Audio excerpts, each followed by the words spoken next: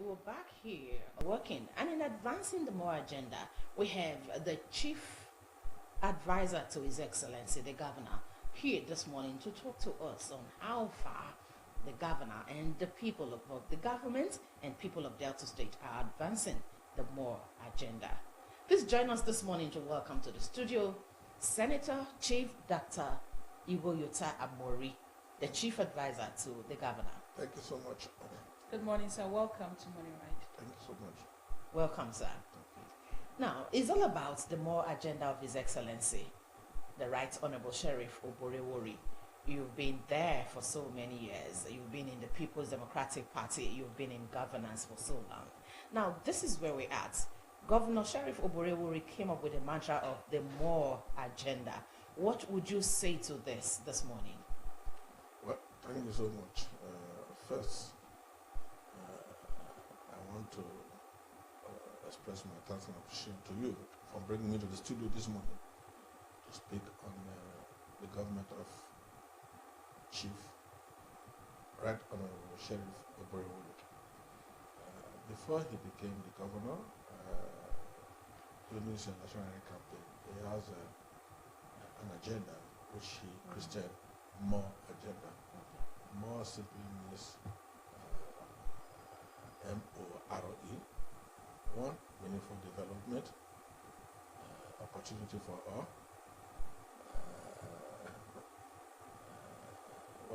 Realistic reforms. Yes. And of course, enhanced peace and security. These are the acronym for his agenda.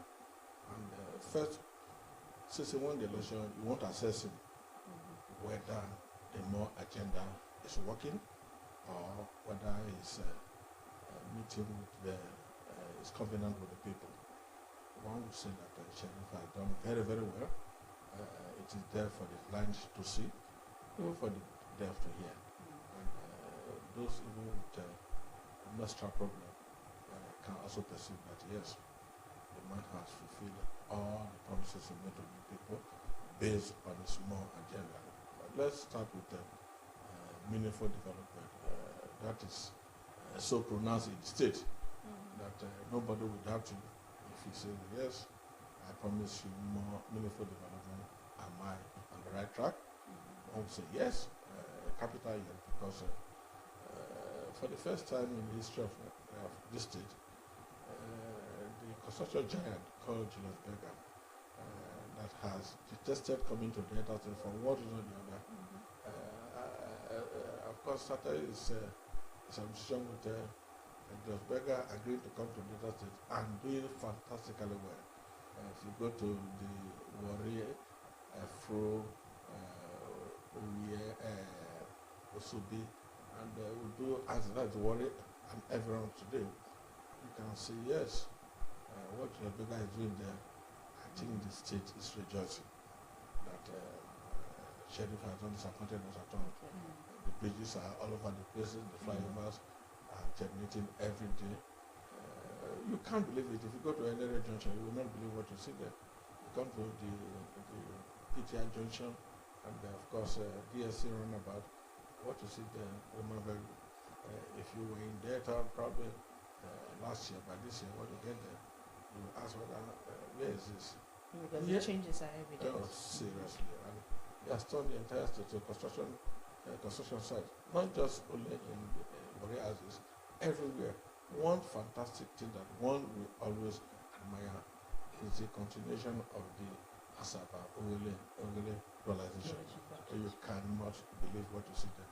I'm sure that will deserve to be commissioned by Mr. President because between Asaba and Owele now, there must be 30 minutes. We are together. And there's another way. Sleep well. You drive and sleep well. Go to the hospital, is doing very well. Of course, the universities. The university is established by Okowa, and the new faculty that have been moved to Uruguay. See, people are working day and night. And this happened. That's just a governor that has been in office for less than 2 years. Okay. Effectively, probably 1 year, because 7 months was wasted in court cases here and there. And the man, since he took over, has been up and doing. And on the whole, the man said he has not borrowed a dime and he'll be paying most of the debt owed by the state. And so, well, so yes, Sheriff has done fantastically well. Waiting these 2 years or less than 2 years in office, Okay. Dr. Hafaye, All that right. is meaningful development. And come to opportunity for all, which is the O of the More agenda.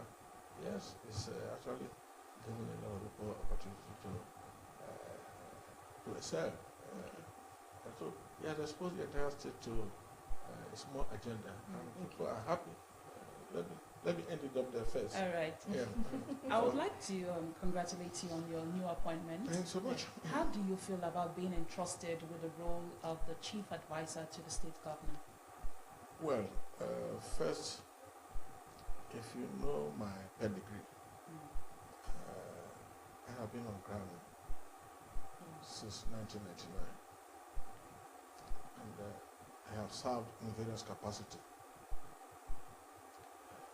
I am matured enough in terms of age as an elder, a major stakeholder in the polity and governance of Delta State.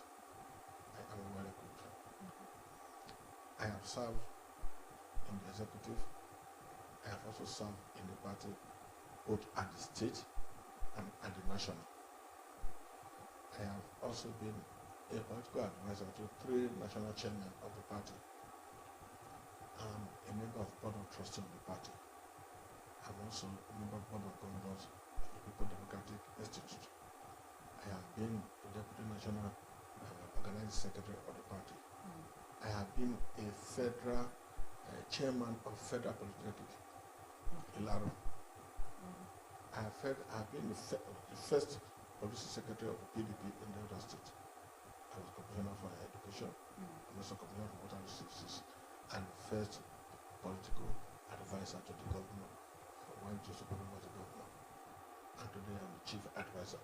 So what I'm trying to say is that this brief introduction of myself equipped me with the responsibility of place me in a better position to be able to look at the state and advise the government. Okay, what would be your primary responsibilities in ensuring the successful implementation of the More agenda? That is the most important thing. Yeah, okay. First, as a governor, you are busy. Of course, you hear from so many areas, hear from so many people, or somebody, because we are a very busy governor, somebody who has what it takes to carefully analyze all the advices that you have been given, all what you see and what you did not see. You have the time to give full analysis, examine and say the feelings of people based on his past experiences, how to move the state forward. And given the governor quality advice based on what you believe this is the best way to move the state forward. That cannot be given to a neophyte.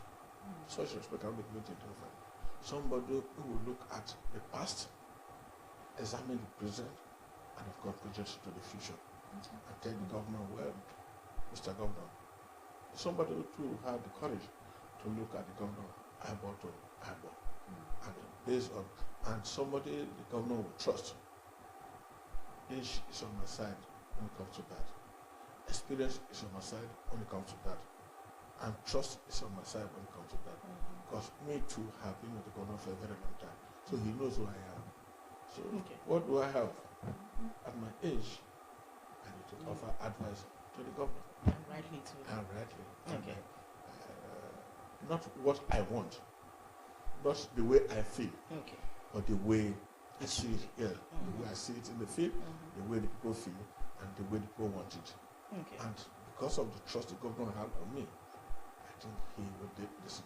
And that's really what will drive the More agenda. The More agenda. Okay. In talking about the More agenda, you touched on construction and development, infrastructural development. Now let's look at peace building and conflict resolution. Just this last weekend, His Excellency the Right Honorable Sheriff Oboriwori addressed Ijaw traditional rulers. I was there with him. All right. And now we're looking at the the issue of conflict resolution, especially within the Ogbijo and Alaja people of Delta State.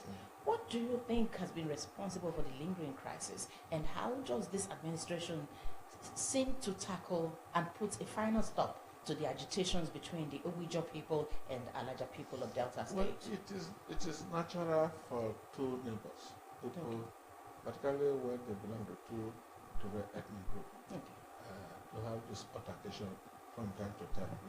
It happens everywhere and all over the world. Ukraine and Russia were once one country. USSR, Union of Soviet Socialist Republic. Today they are at war. The Europeans, they fought several wars. Britain, the Romans, everywhere. So neighbors normally have conflicts. And if you look at the geography of Alaja and Ogbijo, they have common boundaries. And these boundaries were defined not necessarily by we, but by the Europeans. And we were not there when these boundaries were being demarcated. I say, this side belongs to Ogbijo, this side belongs to Alaja. So as we come of age, this altercation is bound to happen. It's just that the Ogbijo and Alaja has come to the open. There is nowhere today. I can tell you, there is nowhere today. Let's take Delta, or let's take take Nigeria, where you don't have this conflict.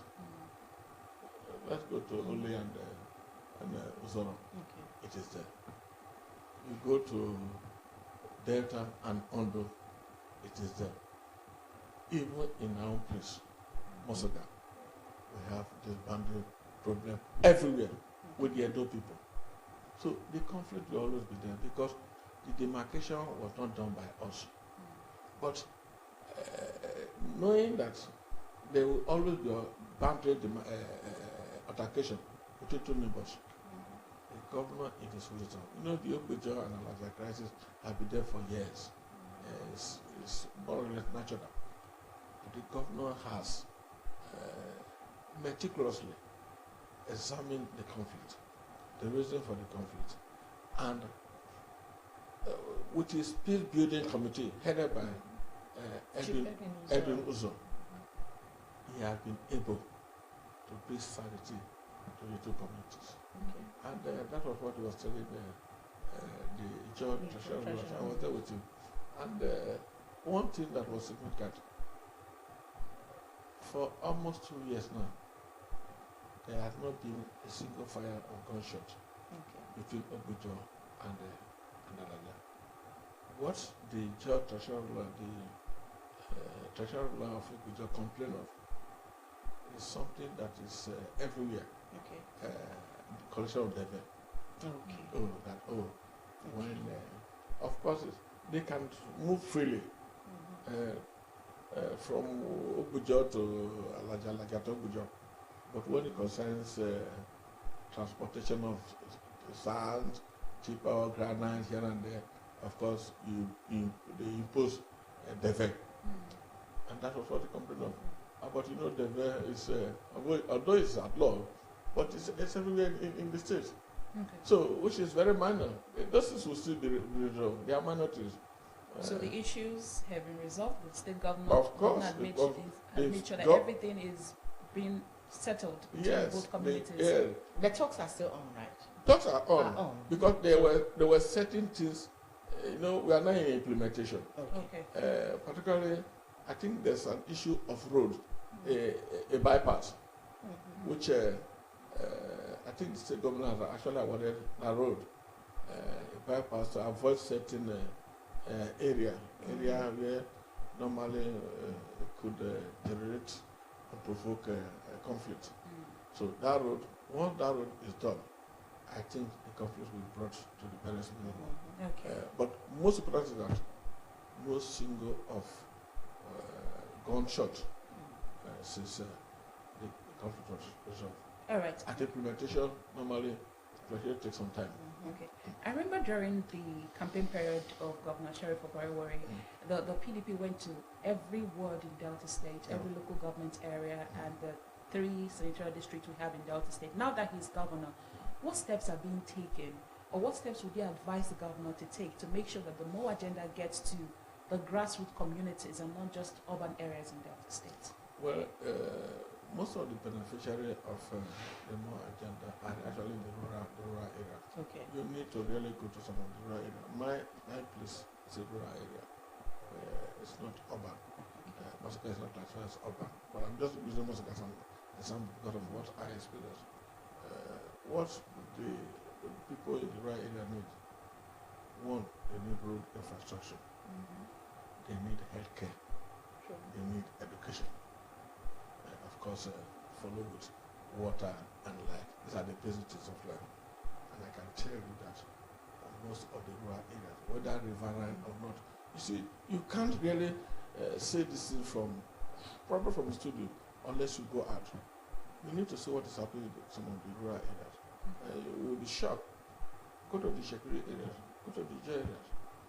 Look at the infrastructure development that's taking place there. Healthcare is everywhere. Education is of course, the suburb is building and renovating schools everywhere. Teachers are being posted to rural areas where they didn't want to go before. So, in a way, the Sheriff Administration is meeting up with the expectation of this more agenda, and the people are happy. So when you talk of, we went from word to word during the campaign. Of course, that is campaign. In governance, we also bring governance from word to word to bear on the people. Sheriff is appreciating, for now he's appreciating the support given to him by the people. And that informed his recent tour. He went to Isoko to thank the traditional rulers and the political leaders for the support given to him, and also make promises, and also let them know what he's doing and what he has done so far, and he's going to do more. He also went to the Ijaw traditional rulers and the political class to tell them that, when I was campaigning, I came to you, I asked for your blessing, I made a lot of promises. Now this is the time for me to show to you that, yes, part of the promises that I made at that time, I am fulfilling it. And also ask, what else do you want? Of course, and to thank you for supporting me. And of course, ask for more support. He has done that with Isoko. He's done that with the Jos. Of course, he's going to move to Delta North. And of course, Delta Center.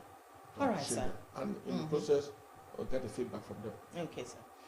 All right. Having served Deltans as a one-time commissioner for education, how would you describe the Right Honorable Sheriff Oboriwori's development of the education sector? Well, what I would say is that Delta is a foremost state when it comes to education. I don't think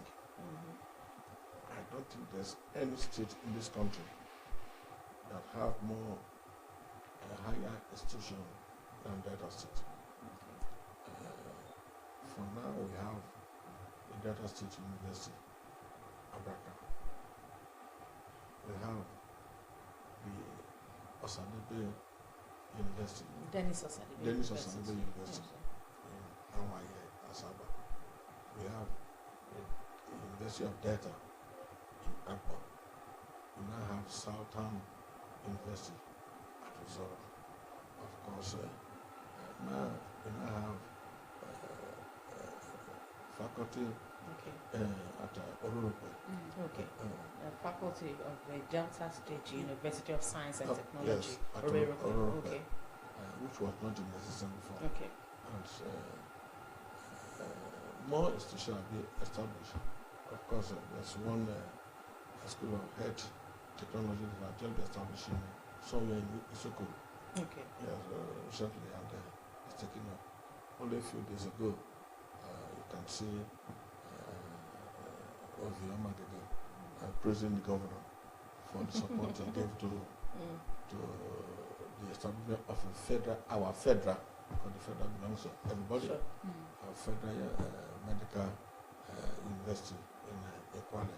Of course, the role the Delta State government played apart from providing the temporary campus, of course, becoming CFO for takeoff of a new campus. That is a huge support to education in the state. And that is for higher institution. If you go to the secondary and primary, of course, Sheriff is doing very well. So his support for education, because part of the more agenda is to give effect to education. Okay. Massive support for education. Because when you support education, of course, you are developing the people. I want to just take you on beyond tertiary institutions in Delta State. You said secondary and primary schools. Sheriff is doing very well. What exactly, sir, is the governor doing in these sectors, primary and secondary education Well, sector? first of all, just before he came in, yes, for a long time, teachers were not recruited into the teaching profession. But I know not too long ago, I can't remember the figure very well, but more than 3,000 teachers were recruited into teaching service, both at the primary and secondary, teaching and non-teaching staff. That is a massive enhancement of education in the state. Because without teachers, of course, education will be nowhere. And one of the issues raised when we visited the Georgia Travelers was lack of teachers in some rural schools. And I think the king of Ogulaha raised it that, first of all, he expressed thanks and appreciation to the governor for the recruitment of the teacher, but he wanted more teachers posted to the rural area in his kingdom, which the new teachers recruited are being posted right now. So, you see, this is how you address educational issues when it comes to educational matters in the state. Once teachers are properly posted to the rural areas, this urban migration will be reduced.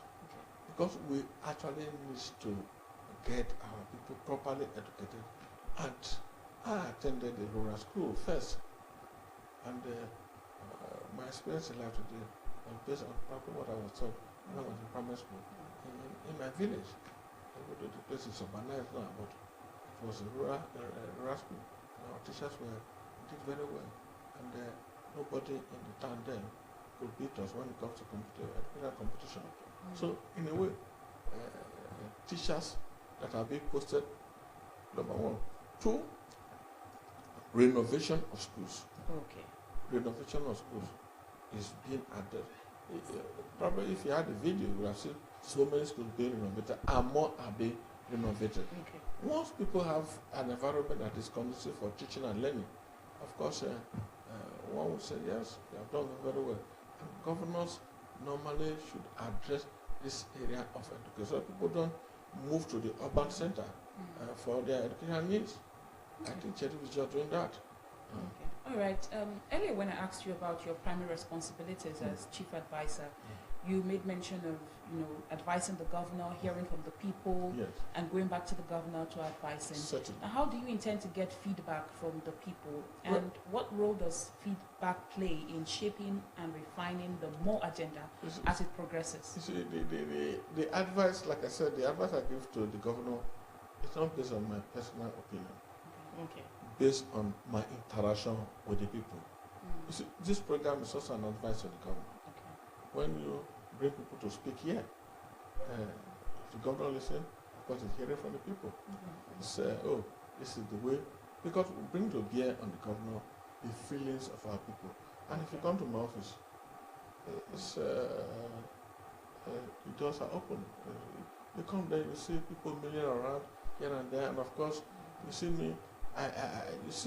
I'm omnipresent, very ubiquitous when it comes to interacting with the people. And in the process, you hear from them. you know their feelings, which opportunity the governor will not have at all.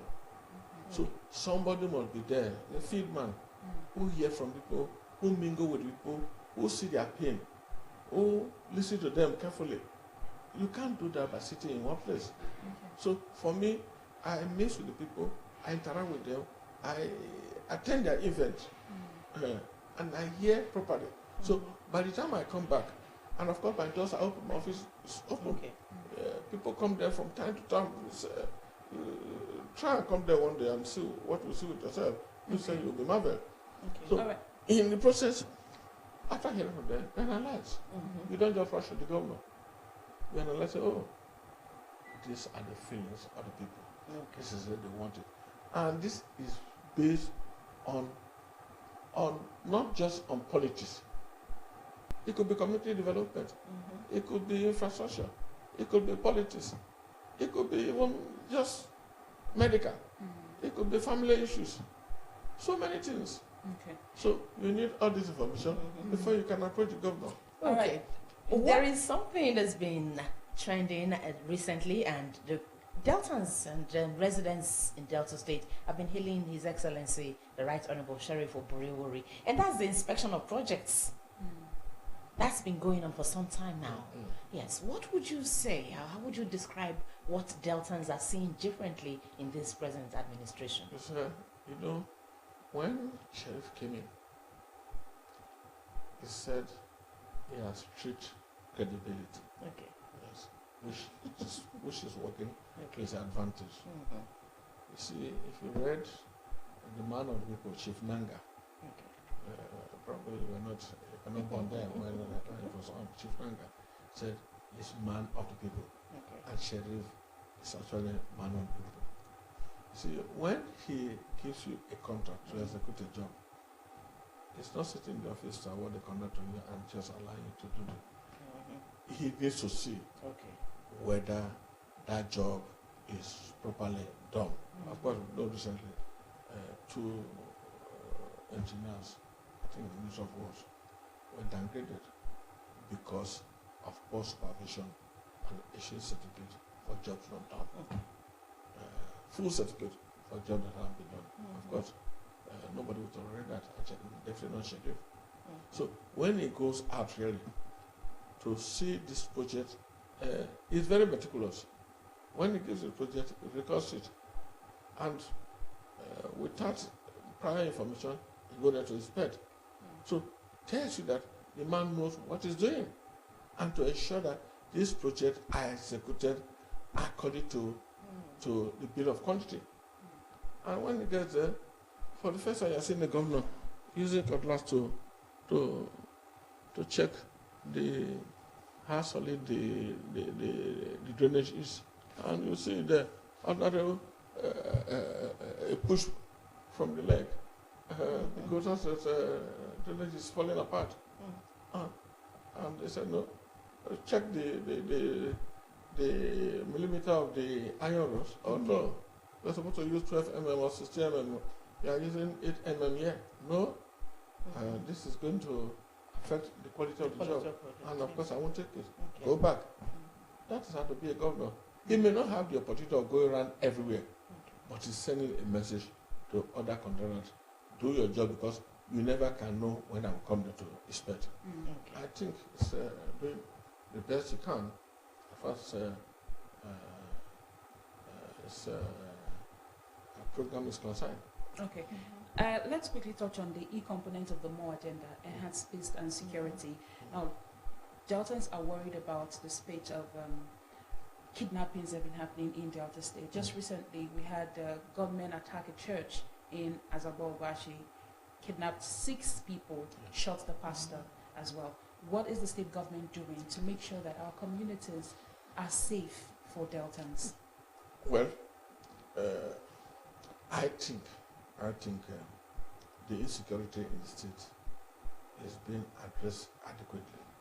It's just human nature that people choose to be nefarious and make life uncomfortable for their fellow human being. What this that the government do is to enhance the security. Today, I'm sure you are aware of the number of security vehicles that have been provided for the police, for the army, for DSS, for NSCDC, for other paramilitary agencies in the state, even for the vigilante. The status of vigilante has changed in the state. Okay. They are now government recognized and government equivalent. All this are to enhance the security in the state, and it's yielding. Of course, the problem of herdsmen has always been there. Okay. I think it's also the herdsmen and farmers clash is reduced. Kidnapping is a national problem. It's everywhere. It's not only in Ogwash, even in a place. No, that's just an example cited because it happened recently. Yes, Okay. it happens daily all over the country. Yeah, that the Ogwash one was very recent. So, as you tackle security problem in every community or in the state, the perpetrators are devising new means of doing it, of committing more crime. So, but I think security agencies are also living up to expectation. They try to block all their other ways of kidnapping and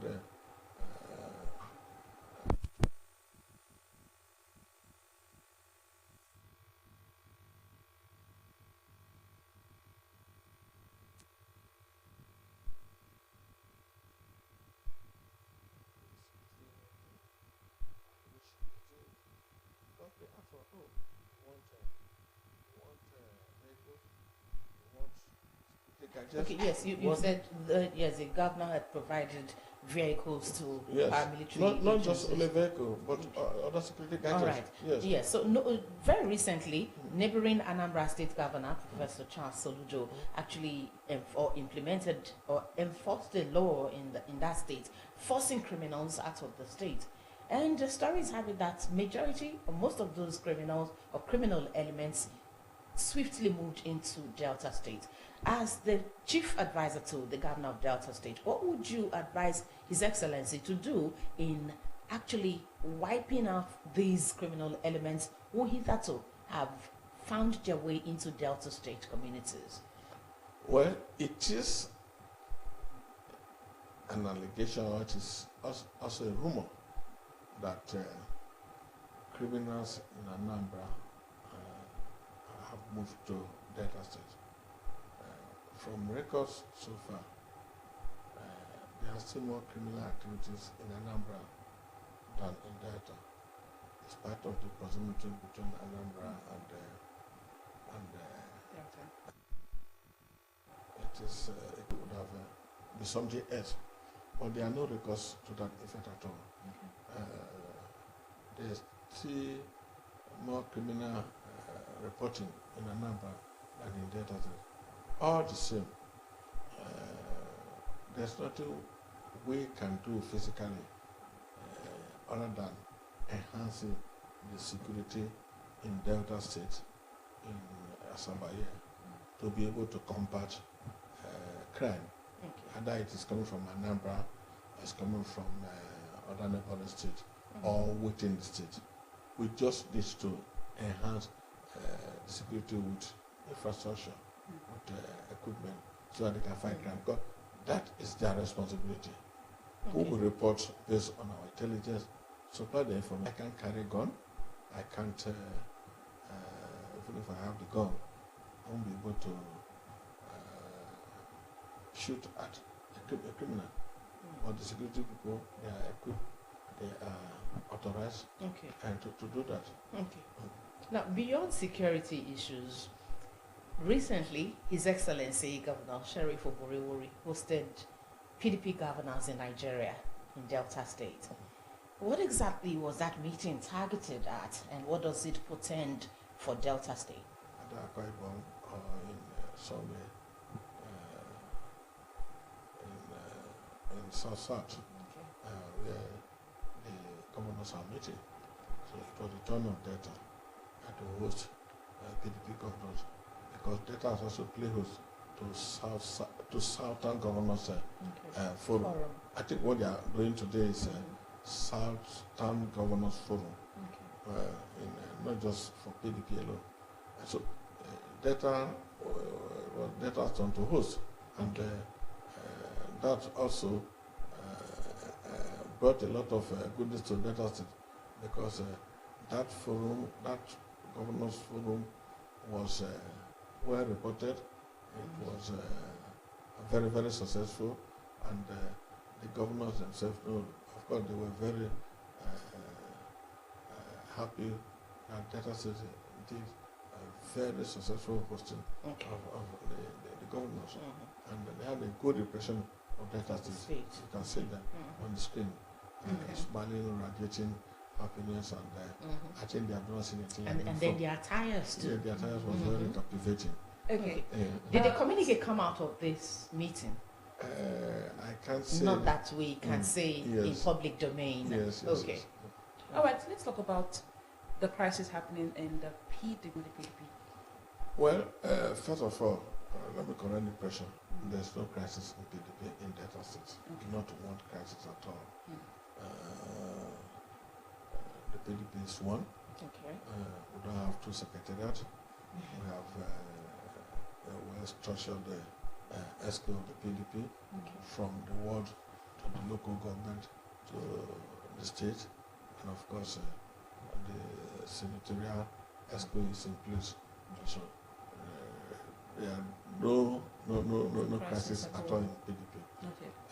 It is yes, some people left the party to another party, Okay. which is normal. It happens all the time. But it's just unfortunate. If you leave the party, you are very free to leave the party. Okay. You are also free to come in. But if you have our mandate to leave the party, you have our mandate, and you are living with our mandate, we ask for our mandate back. That's exactly what we are doing now. Because it is provided in the law that if you see, it is not the individual that wins the election, it is the party. The party belongs to the party. So if the party gives you a mandate to represent them either at the state level or at the national level, and you leave the party, leave the party to another party, of course you need to drop that mandate. It is legal, and that's what we are. So are legal proceedings ongoing? And Oh, are you certain the party will reclaim its mandate from Honorable Well, Erata Keshe Unibori well, and I'm not. Senator I'm not in the judiciary. Okay. But what the law says to the ordinary eye is that if a party falls into power and you're leaving that party to another party, you drop that mandate. Okay, well, what is the party doing really? Have they sat down to really look at the reasons why these people are leaving the party? Because they are not just people, they are big wigs, and they're leaving the PDP to other political parties. Has the party tried to find out what exactly is wrong, and have they made plans to recall these people back to try to resolve the issues that they have with the party? It is the party that makes you big. All right. See, people can be big in terms of name, but that big you refer to belongs to the party. It is the party that makes you a big man or a big woman. People have various reasons for jumping ship. Some of them so funny. You see them struggling for reasons. You see them struggling for reasons why I'm living. So you just laugh and laugh and laugh and laugh. But those of us who are political practitioners, we know the underlying factors. 2027 is getting close. Some of them be that, if I continue here, I may not be able to get the ticket in 2027. Made up your mind, then try to adduce reasons. Okay. For how do I justify this my intention? Then look for reasons that are not tenable. But that's why it will be resolved in the court. Okay. Has it been something of joy for the People's Democratic Party, Delta State, to equally see defections from other parties, especially the APC, to the P? And defections. Okay. We know what we receive every day. If you see the application on ground, people wanted to jump from leave the other party to the PDP. Of course, we are the ruling party. Okay. We are in government. Of course, there's more gravitation towards a government than of course, in politics, the end of is not too far. That's why you see the tempo of political activities is gradually increasing. And remember very well that by 2026, which is next year, primaries for 2027 election will take place. So in the ordinary eye, it is still far. But to any political actor, 2027 is not far. And so all this political pronouncement and activity that you see now is all geared towards preparation for 2027. For we in PDP, we are